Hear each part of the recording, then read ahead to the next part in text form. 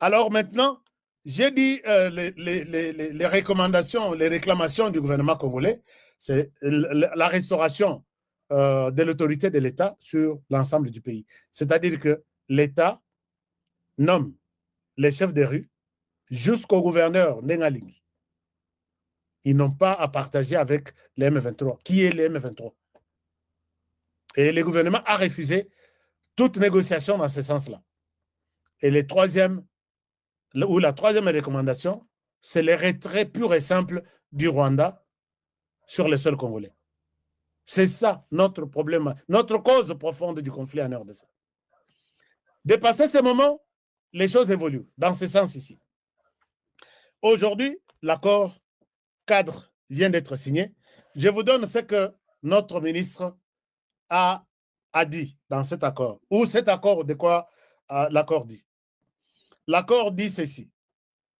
En simple mot, l'accord renvoie à une discussion quelque part pour terminer les points bien précis. Quand on dit l'accord cadre, c'est-à-dire que nous allons rester dans ce cadre ici. Il y avait des principes, il y a maintenant un cadre. Tokobi Manaser Clote. Nous allons rester là. Voici ce que cet accord dit. Les 8 points retenus qui vont donner lieu à l'accord définitif. Je ne sais pas si je suis clair, tout le monde a compris. Dans cet accord, on a yoki Rwanda Zol et la Namunoramboka. Oh, nous n'avons rien signé, nous n'avons rien gagné. Dans cet accord signé aujourd'hui, ni le Rwanda n'a gagné. Sur tout ce que j'ai expliqué, 0. La RDC n'a gagné 0, mais garde sa position. Il est encore, ou elle est encore, gagnante dans ce processus ici. Puisque ce cas à la perdante, tout était déjà, on ne pouvait pas avoir l'accord cadre. On devrait avoir l'accord définitif. Tellement que la RDC a télémis à Bimisi, Mississa, Lobby, on ne bouge pas. On reste ici. Tout ce que les M23 demandent, je vous ai présenté ça. On ne va pas leur donner. Et puis on a dit, mais allez un peu à 2. Vous allez voir. Bien sûr, nous allons peut-être céder un certain nombre de trucs, mais pas aller au-delà de l'inacceptable. L'inacceptable, c'est tout ce que les 3 que Tshisekedi demande. L'intégrité du territoire national, est indiscutable avec un groupe armé ou avec un pays étranger qui est le Rwanda. Ça, c'est la responsabilité de l'État congolais. La restauration de l'autorité de l'État et puis le retrait du Rwanda, c'est indiscutable. Les Rwandais en RDC, ce sont les mêmes M23. Donc, ils doivent quitter. Maintenant, cet accord cadre va donner un peu de modalité, il y a faisabilité. Quand vous dites que le Rwanda va quitter, au M23, il y a aussi des Congolais. Alors, comment les savoir? C'est ce que l'accord pourra donner comme ouverture, comme possibilité. Il y a qu'à résoudre ce point ici. Les points 8 retenus qui doivent faire l'objet, qui ne peuvent pas arrêter le processus, il y a paix. Voici ce qui s'est passé. Je vous montre ça. Dans route Likasi et Boulma Moko et Salemiwana, il y a eu beaucoup de creuseurs qui sont morts. Je vais en parler. L'accord aujourd'hui est l'Obinin. Voici les fameux accords cadre. OK. Alors, premier point, cet accord dit ceci. Je vous fais la lecture sur mon téléphone. Voilà. L'accord, voici ce que le gouvernement congolais dit. J'ai mis ça sur l'écran, vous pouvez aussi lire. L'accord cadre des droits fixe des bases d'un processus destiné à mettre fin aux hostilités. Donc, accord Oyo, et ça, processus, hostilité, et si là, Bitumba, ici là. Ça, c'est le gouvernement congolais qui vient de publier ça. Alors, à rétablir l'autorité de l'État et à consolider la stabilité nationale. Cet accord cadre, j'ai dit tout à l'heure, restauration de l'autorité de l'État, et ça n'a apanage seulement, il y a gouvernement congolais. Ce n'est pas un groupe armé, Basangani na gouvernement congolais pour restaurer l'autorité de l'État et raté. Comprenez que c'est la RDC qui sort toujours gagnante dans ça. Quand je dis tout à l'heure ici que c'est toujours la RDC qui gagne dans tout ça. Je sais que les Rwandais ont la émission, même ceux qui ont critiqué, mais je reste logique et je ne mets pas de sentiments ni des émotions dans ce que je dis. La sécurité. Donc, il réaffirme la détermination du gouvernement à placer la paix, la sécurité et la dignité du peuple congolais au centre de son action. C'est dans ce cadre que la protection des populations civiles, tout ce que j'ai dit là, c'est sur l'écran, vous pouvez aussi lire. Population civile, en particulier les femmes et les enfants et les personnes déplacées internes demeurent une priorité. Les protocoles qui découleront de cet accord cadre, protocole modalité, il y a faisabilité et puisqu'à l'issue, après ça, accord cadre, accord de principe, non, accord définitif, excusez-moi. Alors, les protocoles qui découleront de cet accord cadre permettront notamment de sécuriser les corridors humanitaires, de faciliter l'accès des organisations humanitaires et d'engager des actions urgentes pour répondre aux besoins essentiels des communautés affectées. Cet accord s'articule autour de 8 points, 8 protocoles qui résument toutes les problématiques de la crise. 1. Mécanisme de libération des prisonniers. C'est ça le premier grand problème. Oyo M23 a déjà un échec. Donc ça la nengini puisque kuna na doa ezalaki casse-tête. Ba komi place wana OK, le gouvernement congolais a dit OK, je vous donne vos prisonniers 700. Alors vous nous donnez les nôtres 5000. Non, plus de 5000. Ça peut être même 7000. Signé le 14 septembre 2025. Donc, mécanisme, comment dirais-je, accord cadre ici, et que deux parties, avec l'appui, bien entendu, de la médiation africaine. Angola, Bakokota, CRJL, au président de la République, azo géré Bakokota, pour dire, Boka Bolabiso. Ngana zo pesa bango, bango peba pesa biso. Rwanda, tu signes, Rwanda a signé. Protocole d'accord, accord cadre a signé. Les mécanismes de surveillance et de vérification du cessez-le-feu signé le 14 octobre 2025. Comment est-ce que tu as surveillé Ninouana? Awa, batelemela puisque le gouvernement congolais a eu stratégie moussous. Il y a aussi les sabango sur le terrain. Non, il faut un protocole d'accord. Accord cadre oyo. Comme ça, tout le bélan, puisque le gouvernement congolais a abani mabe. Alors que bangonde babandaki mabe, bamoni que le gouvernement congolais est vraiment puissant, nde balobi, tochango ezala quelque chose sur laquelle nous allons discuter. Le gouvernement congolais ne peut plus utiliser des armes pour nous combattre. Troisième point, l'accès humanitaire et la protection judiciaire. Vous avez suivi que dans tout ce que cet accord dit, la RDC n'a rien perdu. Il y a un mécanisme de libération des prisonniers. Ça se fait, c'est normal. Dans toutes les guerres, on peut toujours s'entendre et échanger des prisonniers, c'est normal. Donc, l'accord a précisé. Ce que tu as discuté, on va discuter sur quoi? Au Royauté que, bon, Nassi Lissanan Botala et Sika, Toche Bango piège. Chers amis, likez l'émission. L'accès humanitaire et la protection judiciaire. L'accès humanitaire, to banani baza na possibilité ya kosunga ba déplacer, bano bazo kufa na kwashorko na bakan de déplacer, bazo la libanda. On va parler de ça. C'est là où interviendra, je pense, couloir humanitaire où ba français ba sengi que ba fongola aéroport ya Goma. Je pense c'est dans ce cadre-là. Troisième point, Il y en a 8. Quatrième point. La restauration de l'autorité de l'État. Les réformes et la gouvernance participative nationale. Voilà. Ici, c'est un point important. On dit la restauration de l'autorité de l'État.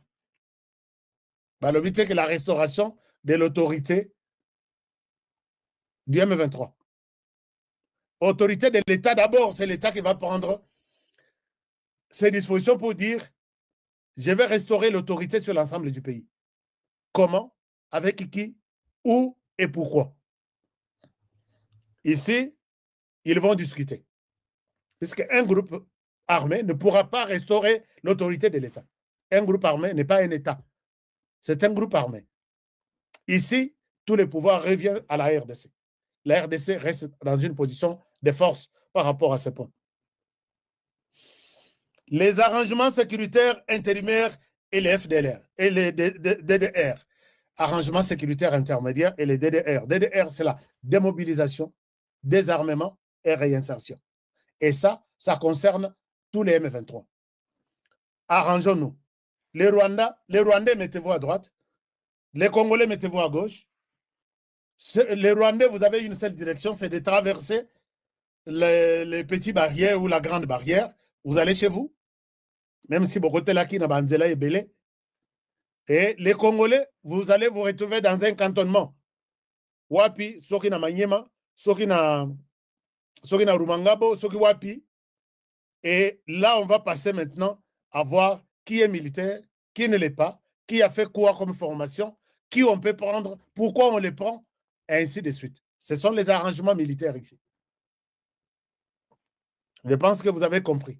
Et tout se fera conformément à l'accord de Washington, que l'État reste les seuls maîtres de pouvoir décider qui prendre dans l'armée et qui ne pas prendre. Ce sont ces arrangements dont on parle ici. L'autre question, numéro 5. Numéro 5. Ça, c'était le numéro 4. Non, numéro 6. L'identité, la citoyenneté, les retours à la réinstallation des réfugiés et des personnes déplacées. Maintenant, l'identité, c'est quoi? Qui est qui? C'est ici que tous les Rwandais seront identifiés. Otubazoba Kombo ya Kabongo, Yilunga, Nsimba, Mbongo Mpasi. Ils vont retourner. Ici, c'est un grand travail. Et je pense que ce n'est pas un travail d'un jour. Hein. Puisque là où les M23 occupent maintenant, ceux qui ont remplacé dans les maisons de déplacés, ce sont des familles rwandaises. Comment on va leur demander de quitter les maisons? Des déplacés vont retourner chez eux. C'est tout un casse-tête aussi. Et ce n'est pas aujourd'hui. Et dans ce cadre, vous dites qu'ils vont voter. Ils vont voter qui? Et pour quel motif? Il y a aussi le 6e point, donc les retours et la réinstallation des réfugiés et des personnes déplacées. Donc, on va voir cette question qui est tout un domaine. Il y a mon naine, qui va prendre du temps. Alors, 7e point, la relance économique et les services sociaux. Relance économique, là, je vois que c'est la RDC. Quand on parle de relance économique, les M23 n'a pas relancé économiquement les activités. Les M23 a la lycée avant cette activité. Ici, c'est le gouvernement qui va proposer des mécanismes pour relancer les activités. Les banques, na Goma, est fonctionné. L'enseignement, étudiants nyonso kangi na makasi bazonge la classe, université, professeur tout, au bakeye na M23, mosusu bakende libela to radie on a système éducatif, mosusu bazonga, et c'est tout ce que nous allons voir. Relance des activités socio-économiques. La justice, la vérité et la réconciliation. Justice wana, vérité et réconciliation, vous comprenez par justice. C'est lui qui a pris des armes pour tuer. Il dira non, nous étions en colère contre Tshisekedi. Il vous a fait quoi en retour? Non, puisqu'il dirige mal les pays. C'est comme ça que nous avons pris des armes pour les combattre. Tout le monde a pouvoir. Et vous pensez que c'est ça la raison pour laquelle vous avez tué autant d'enfants, autant de femmes, autant de Congolais? La justice va examiner cas par cas. Qui pardonner? qui mettre au cachot, qui condamner peut-être pour 30 ans, et la justice fera son travail. La justice dont on parle ici, ce n'est pas la justice du M23. Pas ça, la justice. Avez-vous déjà vu dans ma publication dans Bango, procès que Kingandi Aibi a vu parcelle à moto? Non, ils prennent des parcelles de gens, Ndeng Balingi. Au coquet la justice, c'était puisque Bango a raison. Les Congolais sont restés dans le traumatisme pendant toute cette période. Il faut que la justice congolaise du pays puisse rétablir Batouana na droit na bango. L'État Félix Antoine Tshisekedi Tshilombo a imposé et pas y a américain. Quelles sont les deux conditions? Masolo Tozobeka Yango. Du côté de M23, ils ont Pessimboa Mbouaboui. Du côté de M23, ils ont Pessimboa Mbouaboui. Qu'est-ce qui se passe au juste? Paul Kagame bloqué. Joseph Kabila bloqué. Notre armée, le FARDC.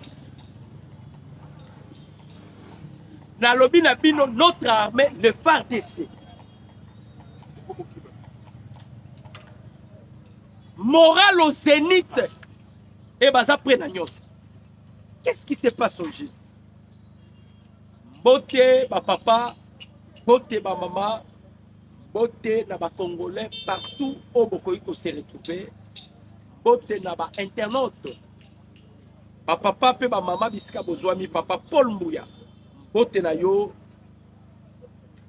Ma maman nanga, maman Dodo, en Italie. Bote na yo. Bisika nyoso bo Congo, ba Congolais bozwami. Ba internaute. Bienanga Blanchard.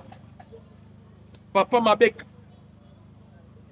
Papa Nangaï Benjamin Piana. Bote na bino nyoso ba Congomani. Tout ça n'est pas qu'on partage ensemble na bino les actualités politiques de la République démocratique du Congo. Bato bomoni na tangi oyo, ce sont des gens oyo ba benga kingai.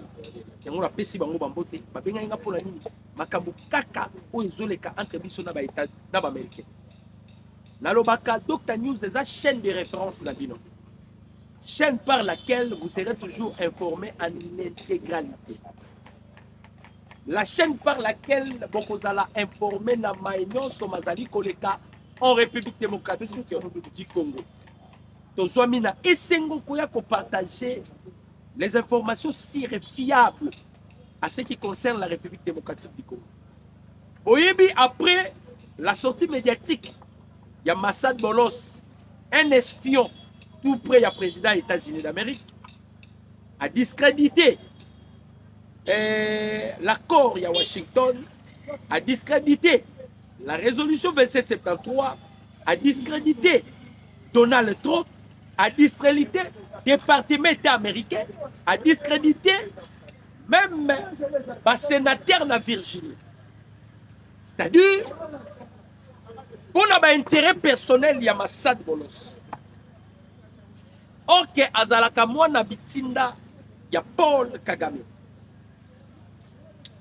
Après sortie médiatique, il a été convoqué. Parce que contradiction est salami maintenant entre le patron de Blackwater, Eric Prince, ainsi que Massad Bolos. Contradiction sur contradiction. Ouais, lobby boy, ouais, lobby boy, ouais, lobby boy. Et ça m'a solo toujours bête. Alors, tu m'as dit, c'est quoi l'actualité politique de la République démocratique? Chers Congolais de père et de mère, vous savez, les accords Yabadoa, les accords, par principe. Ah. Papa, boa, n'est-ce Nico? Ah, vous avez tout expliquer, pardon, Congolais, internaute, les gens ne comprennent pas l'esprit qui anime le président Félix. Les gens sont purement spirituels. Hein? Il s'agit de quel esprit qui anime le président Tshisekedi?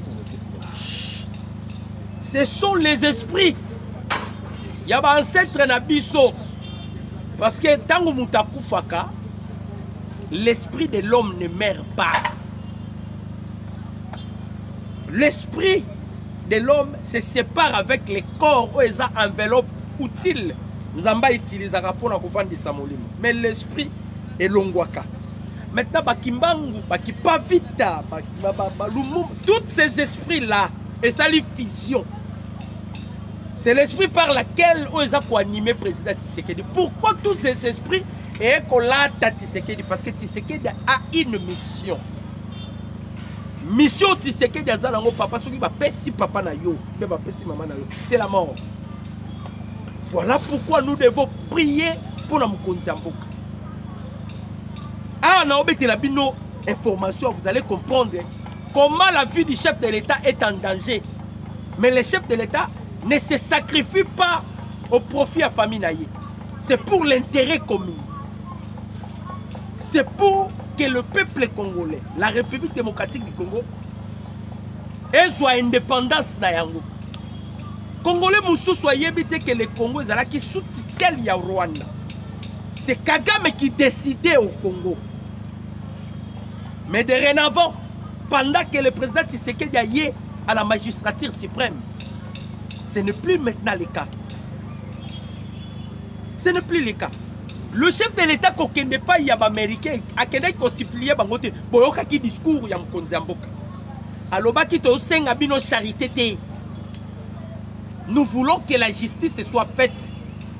Je vais expliquer dans lobby que ah tozo beta la bino masolo. Ah tozo beta la bino masolo. Pourquoi Mukonzi Mboka akendaki koluka ba américain. Et sengeli boye beloko boko. Paul Kagame Bitumbo tosala kana Rwanda, c'est une guerre par procuration. La guerre qui se passe entre la République du Congo et le Rwanda, c'est une guerre par procuration. La République démocratique du Congo n'est pas en guerre avec le Rwanda, n'est pas en guerre avec le M23. Nous sommes en guerre avec la communauté internationale. Voilà pourquoi le président Tshisekedi à se rendre qui compte. Au lieu de combattre Kagame, le système va revenir encore. Vaut mieux aller combattre les impérialistes, mais sur le plan diplomatique. Voilà pourquoi le chef de l'État voulait affronter les impérialistes. Nanobara na bino awa bandeko ba congolais. Dango Mukonzi Mboka lobi ke la communauté internationale, vous êtes redevable au peuple congolais et soit qui mindele. Nous allons vous expliquer. Ba mindele balinga ki terme na te suivre bango. Pourquoi suivre bango? Le chef de l'État veut que la justice soit faite. Ou pour que la justice soit faite, il faut les commanditeurs. Base à la poursuivi judiciairement. Maintenant, Paul Kagame a un papillon. Ce n'est pas Kagame qui tue les Congolais. C'est les impérialistes derrière Kagame. Parce que Kagame a la makasa rosa na biso guerre. Rwanda ata lelo ti lobby a koyi kosala na biso guerre. Rwanda a soutenu. C'est-à-dire, ils ont guerre par procuration. Nous sommes en guerre avec les États-Unis, pas avec la communauté internationale. Tokoloba pena ba américain. Et soit bango te tokoloba. Parce que c'est que Bolos a bimisi na monoko na ye, on se rend compte maintenant que le président Tshisekedi avait raison. Qu'est-ce qui se passe? La bandit qu'on décortiquer pour vous comprendre. Les chefs de l'État qui ne pas yaba américain. Dans le bar bino bat créé Kagame, ce sont des Américains. Bat créé Kagame, c'est la communauté internationale américaine. Le chef de l'État voulait maintenant Kobanda na source. Ceux qui déjà t'ont étouffé source, Kagame a retiré la Mbomboulou ya Pamba Tokolonga ye. Voilà pourquoi le chef a procédé la diplomatie. Ceux qui Mukonzi Mboka lobi a s'engagé guerre na Rwanda. Lobby mindele ba koluka lisusu Kagame a mibale. Ba koluka lisusu mutu a mibale. Si vous allez vous souvenir, na époque il y a président malade aux États-Unis, Joe Biden, il subissait la maladie d'Alzheimer, perte de mémoire. Batinaki département na yeba koluka président Tshisekedi, basengaki batumi balé. Batunaki président Tshisekedi, pourquoi tu as permis que Joseph Kabila ait exil? Azan a un rôle important. Yoka langage américain. a un rôle important. Là, c'est le département État américain et pardon, administration Biden. Veuillez m'excuser la terme, c'était l'administration Biden. C'est-à-dire, pour Nabango, il voulait utiliser Joseph Kabila. Qu'est-ce qui se passe avec Kabila? Kabila va créer un réseau, on les appelle le Tutsi Power. Le Tutsi Power sont soutenus par les États-Unis. Moutaye qui ko certifié bango zala ki président Ndoki onani ya mwindo nani Obama ni lotique wana. L'objectif ya Tutsi Power est de créer un empire Imatutsi. Pour avoir contrôle l'Afrique centrale. Nakati ya ba pensée na bango, nakati ya ba perspective à venir na bango, c'était l'extermination de tous les Bantous. Ba Bantous nyoso ba boma bango. Musalo bango ba rengi na ngona mitu là-bas. C'était l'extermination de tous les Bantous. Maintenant avec le président Tshisekedi, aye d'abord ko bloquer pensée na bango. Il a créé empire Imatutsi. C'était Bill Clinton avec Yoweri Museveni Kakuta, papa Oyandokia Uganda, a créé qui est loco. Loco la Rwanda. Et ça m'a belé, ya ba Hutu na ba Chua. Les Tutsis sont des venants, sont des étrangers. Les Tutsis n'ont pas de terre. Maintenant, Bill Clinton voulait créer une terre pour les Tutsis. Maintenant, la terre par laquelle Bill Clinton a pensé qui sont des étrangers au Rwanda, parce que Mabele à Rwanda,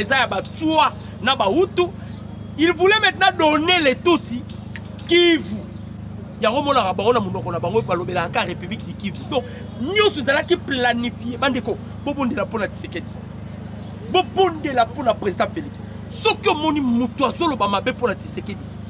Bétaillère, Bandeko, Moko Yekendaki. Nalobi, le président Tshisekedi a payé si américain des conditions. Nakobete la binoboka ba conditions anime. Le pays était déjà vendu. Surtout tant que qu'on soit Nokyo, le président maudit au monde, Hippolyte Kanambe. Donc, Moutaye les quoi morceler le Congo. Il a pris des terres rares congolais à Pessinaba, au Basanjo, à Pessinaba, Bazuma. Congo est comme qui poulailler. Moutaye a zongi sa nyoso nanzela. C'est le président Tshisekedi. Il y a un moment où on a photo na Tchaboye. Atenga misate à Tchaboye. A zongi sa nanzela. Nalobaka, c'est un humain. Il peut avoir ses défauts. Mais la qualité na yende, nous devons les soutenir. Peuple congolais, en même temps camerounais, en même temps sénégalais, ils viennent à se tenir. Si c'est que d'ici tu oses la constitution, au coup t'as rien à dire. Fayoul, toi tu es un politicien, oses versatile, sans position, bengani on a opposition. Le problème que nous avons dans notre pays, il y a beaucoup de Congolais qui ne pas comprendre des bitumbo c'est que vous savez, dans l'hymne national, le serment de liberté que nous devons léguer à notre progéniture. C'est la liberté. Ce qui avec le président Tshisekedi, ça n'a pas tenu. C'est fini, les esclaves pour toujours. Et le Rwanda dominera directement l'Afrique centrale. C'est ça le plan machiavélique de la communauté internationale. Ah, Tozoloba, la RDC, la Bandeli Koloba, nous ne sommes jamais en guerre avec les Rwandais. Nous sommes en guerre avec la communauté internationale. C'est une guerre par procuration, tout ce qui se passe à l'est de la République. Il devient maintenant un témoin gênant. Mais comment la Congolais inconscient. So moni Congolais Zolanda Fayoulou, c'est un Congolais malade. Fayoulou, hein? Ce sont des gens qui ne comprennent pas la géopolitique. Le président Tshisekedi est aux États-Unis pour leur aussi plier l'Amérique. Donc il est aux États-Unis pour la cohébis américain. Ce sont eux les commanditaires, il y a des atrocités, il y a des crimes, il y a insécurité dans l'Est. C'est l'Amérique, Bango. Voilà pourquoi les chefs de l'État qui n'est pas dans Bango, na place les Congolais ba koufa. vous devez entrer par la grande porte. Mais vous avez vu, le conseiller principal, il y a Donald Trump, Massad Bolos, un sujet libano-américain, un membre, il y a Hezbollah, que les États-Unis combattent. Il fait partie d'un bloc, il y a des terroristes. Massad Bolos, c'est un terroriste. Parce que quelqu'un qui peut soutenir Kagame, il faut qu'il soit un sanguinaire.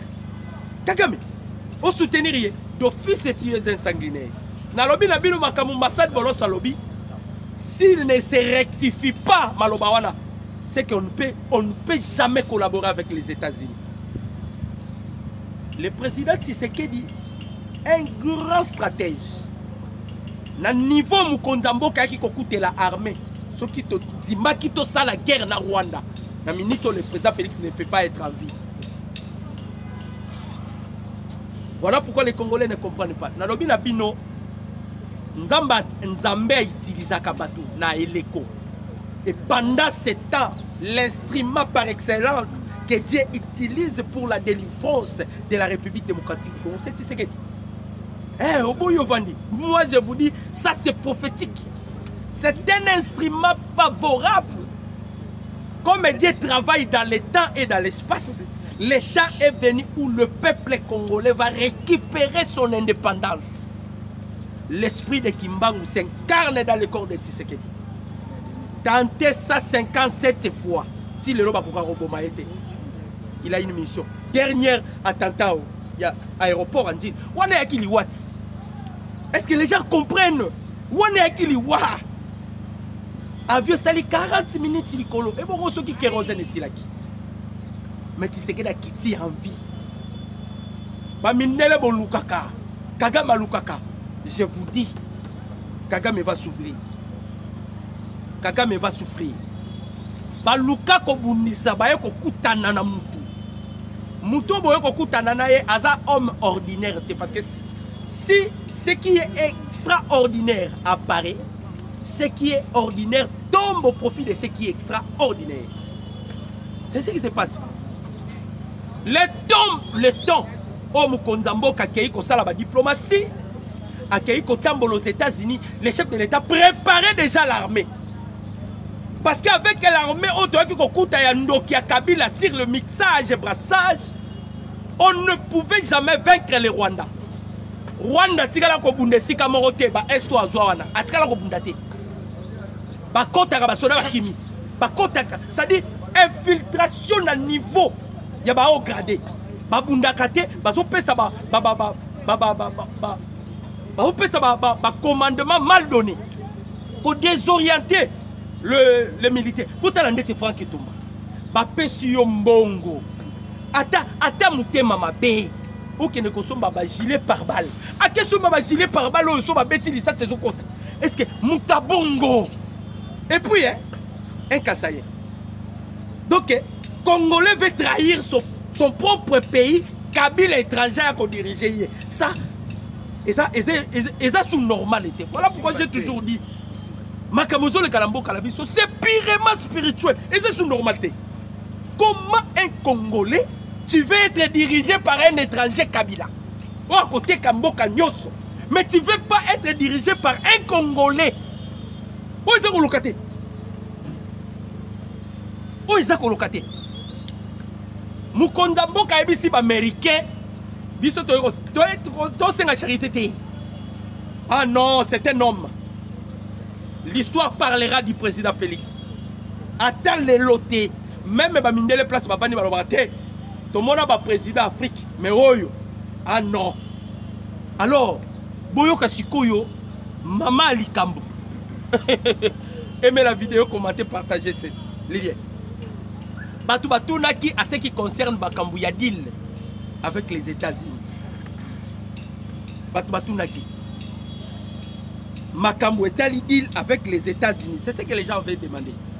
Si comme Makambu dit le Kosuka Negani, je vous dis que le chef de l'État a payé tout signé Mikanda. A payé. C'est le président Tshisekedi qui a refusé. Au moment où Marcel Bolo Subilo Ronyo Somande Kosala, Alinga qui a roulé Bisso. Il faut tout signer deal. Sans soubassement. Sans garantie. Les Américains voulaient nous nous rouler à travers Massad Bolos. C'est-à-dire, c'est un mafieux tout près de Donald Trump. Le président Tshisekedi a beau signer deal avec les Américains. Il a refusé. Plus question. De l'autre côté, Moukonzambo Kazo préparé. Nous sommes dotés des armes, des avions de chasse. Bah, où tu soit 5 jours, il y a frappe successive. 5 jours. To beti bango, babundaka kutute. Yako frappe le qui tellement makasi, bamsou bakomi koya komi pesa. Tu qu'on se rendre compte. Ceux qui va jouer qui comme à la Bukavu, ils ont encore traîtrise. Armée à Okutukolobate.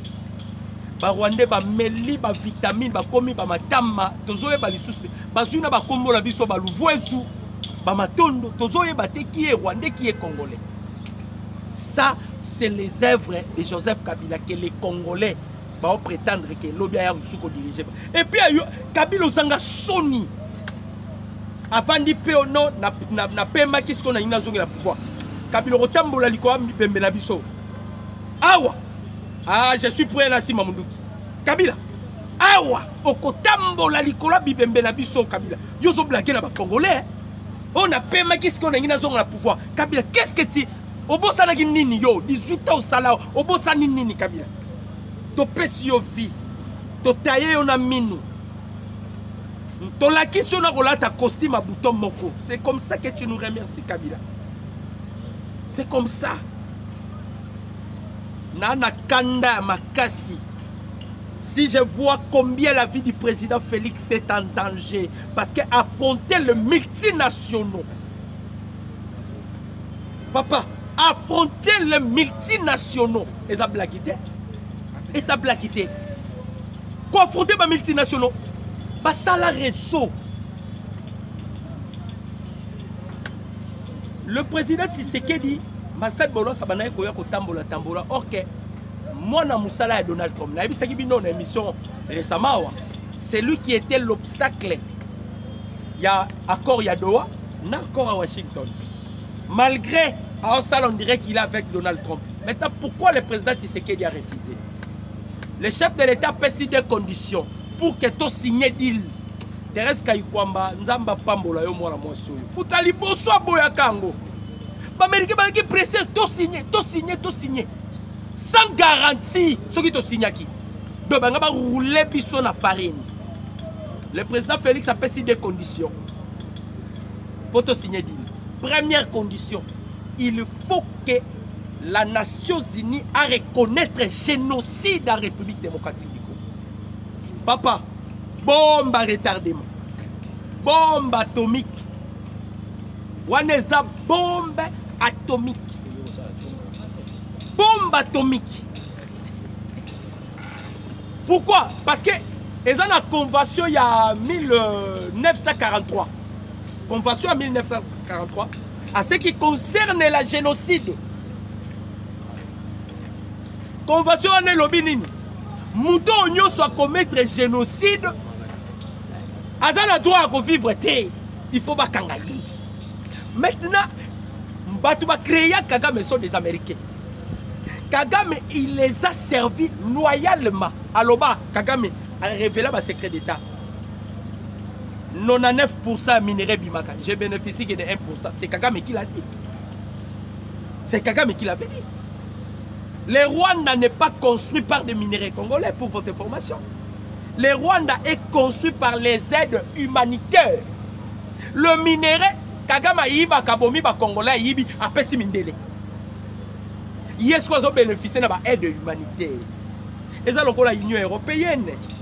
L'Union Yabandoki. Pendant Tozo Lobela Makambu ya Rwanda, et ils sont prêts à couper sa Rwanda 51 millions d'euros. Union européenne. Autant la complot au Mboka na biso ezo civil. Dans la complot. Il y a la place là la Kapongi. Il faut prier pour le président Tshisekedi. Bondela Nzamba pesa e longue vie pour Bitumbo yo. Na omo na président Roya Bunda Bitumbo te. Bakosa na lobi bakosa kanana biso.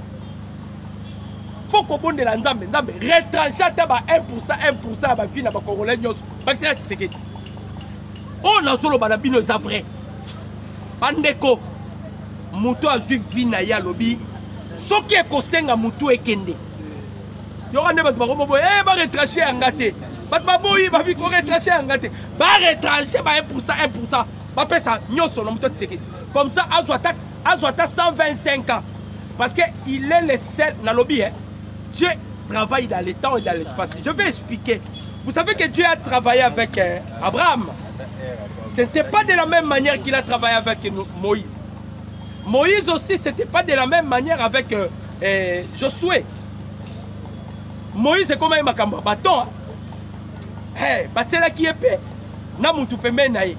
Aaron, alobela kaye parce que ça est kukuma. Dieu c'est comme ça. Nzamba za nzambe ya ba époque. Et pendant ce temps, Dieu a suscité un ange. Dans la Bible, un ange. Mais la Bible dit, les anges sont des esprits au service de Dieu. Il est aussi au service de Dieu. La maîtrise à moi, donc, c'est un ange. Oh, photo bonne de la Kanzambe, Pessaye vie.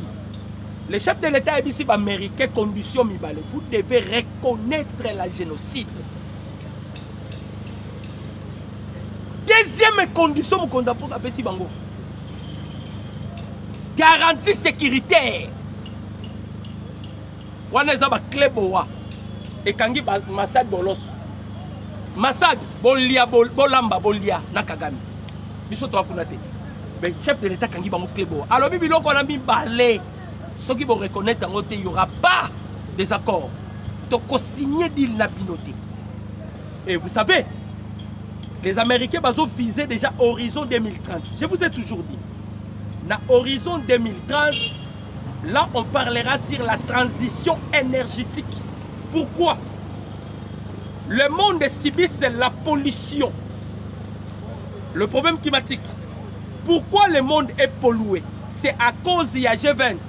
Le 20 pays le plus industrialisé du monde, à cause de la technologie. Et puis, ici, carbone, CO2, et détruire ma zone de couche. Et puis, ici, Mokili. Alors, bah, mindele, bah, vandi, bah, lobby, sokiti 2030. To continuer dans ma voiture, il y a essence dans ma suite, le monde est coupé là, est coupé. Nous devons changer maintenant. C'est ce qu'on appelle la transition énergétique. C'est-à-dire, nous avons essence, nous avons voiture électrique.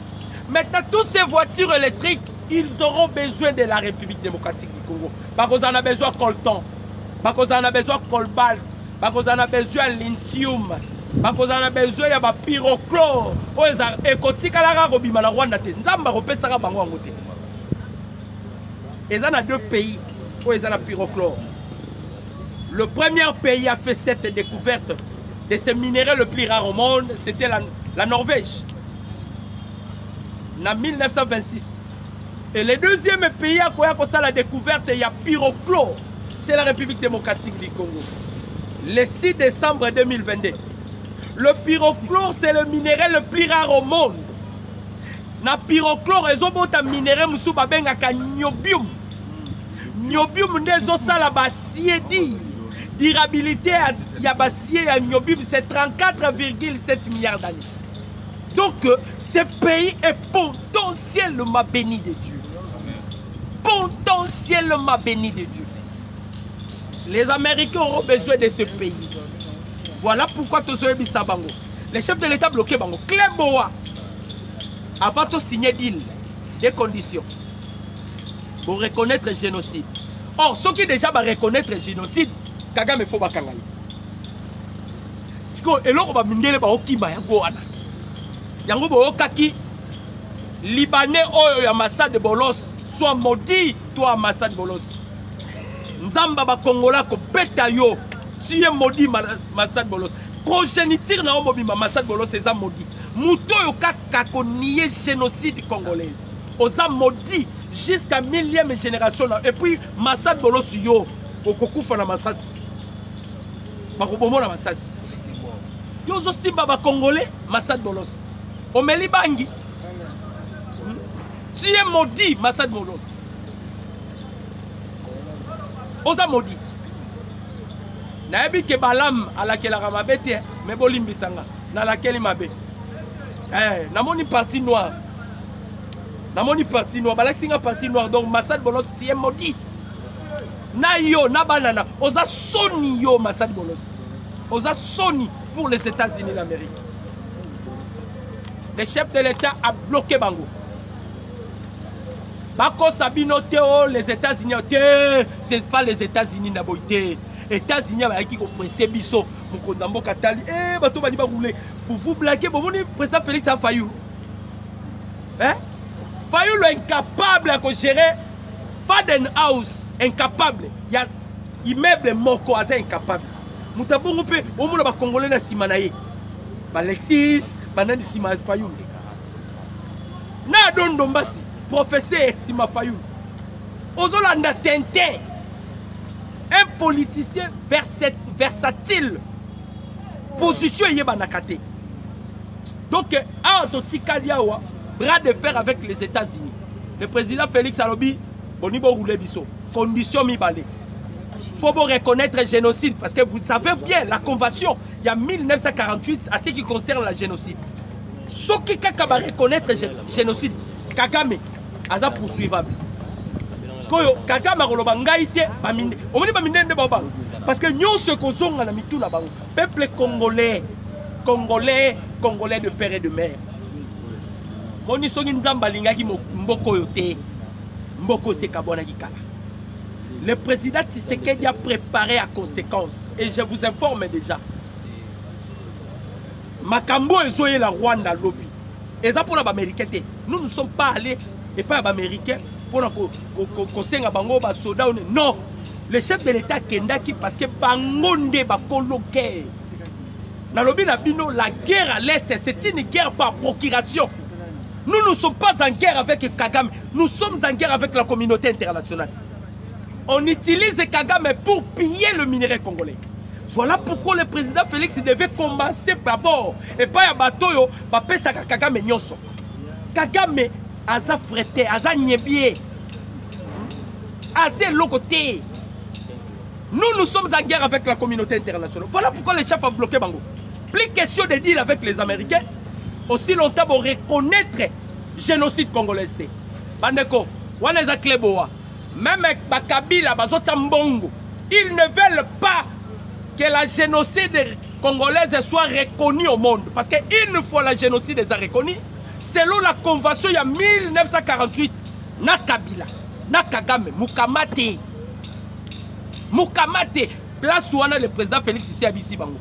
Ceux qui vont reconnaître le génocide congolais, garantie sécuritaire, il y a Est et Zate. Plus question à dire. Ce qu'on a vu sur les Américains. Les Américains vont mettre la paix dans les Chinois. Actuellement, le pays puissant sur le plan économique, c'est la Chine. Les Américains voulaient servir de la République démocratique du Congo pour que renverser la Chine. Mais eux, ils pensaient que qu'on roulait le président Tshisekedi. Mukondambo a bloqué Bango. A bloqué Bango.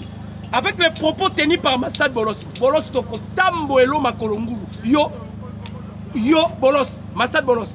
Toko tambo la makolongulu. Yo, barobe total ça c'est les États-Unis au Koufa. Vous blaguez, hein? Ba Congolais ba koufié belé awa. Le président Tshisekedi a tamboli. Oyo nyonso nazolo banabino. Problème est ça parce que Kagame il avait déjà acquis la communauté internationale. Tant que tu pression pour la minute pression et ça ma casse. Tous les Congolais aux États-Unis balobi ba okota partout. Ba faut ba kuta na Trump parce que ça bituba. Vous voyez que Banilotique peut passer aux États-Unis. Et comme ils sont bras de fer, il y a un si bino Congolais, pour permettre un zambalon la bino 1% à vie. Après ça, je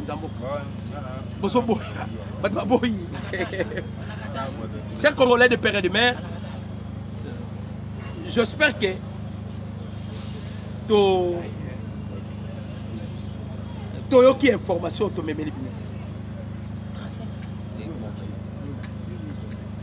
Promettez bino pour la marabadiza match tout ça en émission à Bomoni lobby peut tout ça en émission en exclusivité Bomona tout tina e marama hôpital faki ba checker en tout cas aza à bonne santé makama mabe ezate aza à bonne santé Donc, bandeko Congolais, voilà un peu les problèmes que nous avons dans notre pays.